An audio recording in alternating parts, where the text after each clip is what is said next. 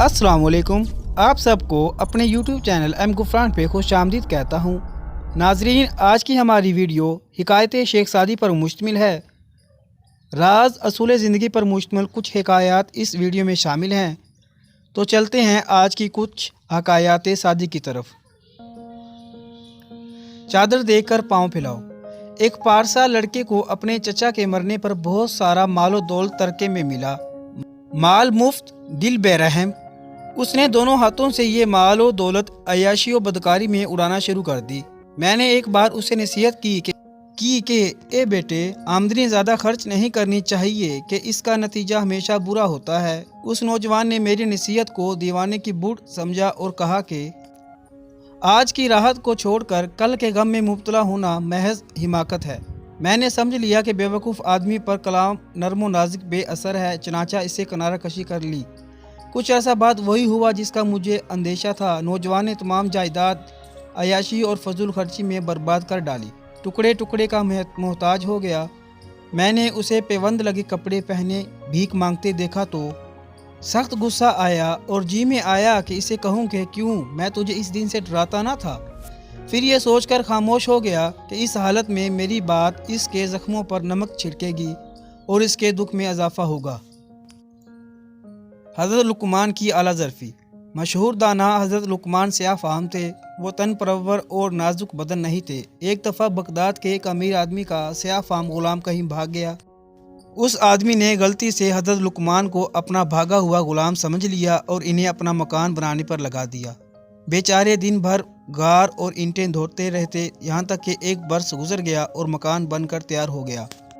इत्तेफाक से इन्हीं दिनों अमीर आदमी का भागा हुआ ग़ुलाम भी वापस आ गया। वो सख्त शर्मिंदा हुआ और हज़रत लुकमान के पाँव पर गिर पड़ा कि मुझे माफ़ कर दीजिए। हज़रत लुकमान हंस पड़े और कहा कि अब माफ़ी का क्या फ़ायदा, मैं साल भर खूने जिगर पीता रहा हूँ, इसको एकदम कैसे फरामोश कर दूँ। लेकिन खैर, तुम्हें माफ़ करता हूँ कि तुम्हें फ़ायदा पहुँचा और मुझे कोई नुकसान नहीं पहुँचा। मेरा भी एक ग़ुलाम है, बाज़ औक़ात इससे सख्त काम लेता हूँ। आइंदा इसको कभी ना सताऊंगा, क्योंकि मुझे साल भर की ये मट्टी उठाने की मुशक्क़त हमेशा याद रहेगी। बुरा कलमा। मैंने एक दोस्त से कहा, गालबन दानाओं ने खामोशी को बोलने पर इसलिए तरजीह दी है कि बात करते वक्त कोई बुरा कलमा मुंह से ना निकल जाए। दोस्त ने कहा, भाईजान, ख्वाह कितना ही अच्छा कलाम कर लो, हरफ गिरों की नज़र तो अच्छाई पर पड़ती ही नहीं। दोस्त की ऐब। एक दफ़ा एक लड़के ने एक परहेजगार आदमी से मजाक किया। उसके साथियों को ये बात अच्छी ना लगी और वो उसकी पीठ पीछे उसकी ऐब जोई करने लगे। होते होते बात एक साहिब नज़र तक पहुंची। उसने कहा, परेशान हाल दोस्त का पर्दा चाक ना कर। ये नहीं है कि मजाक तो हराम है और ग़ीबत हलाल है। नाज़रीन, मज़ीद आगे बढ़ने से पहले आप सबसे छोटी सी गुजारिश है कि मेरे इस चैनल को प्लीज़ सब्सक्राइब कीजिए और इस वीडियो को अपने दोस्तों के साथ शेयर कीजिए। Thank you. महमूद व अयाज।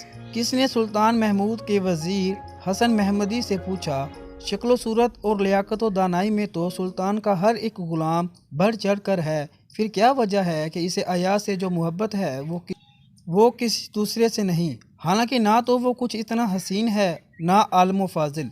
हसन ने कहा, खूब याद रखो, जो शख्स दिल में समाता है वही आंखों को भाता है।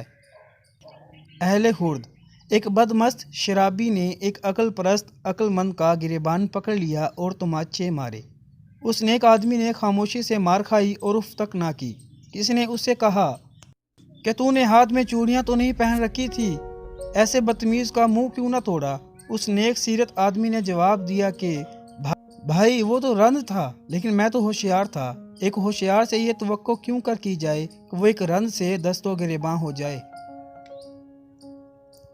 गीबत। एक साहिब कह रहे थे कि डाका डालना गीबत करने की निस्बत कम दर्जे का गुनाह है।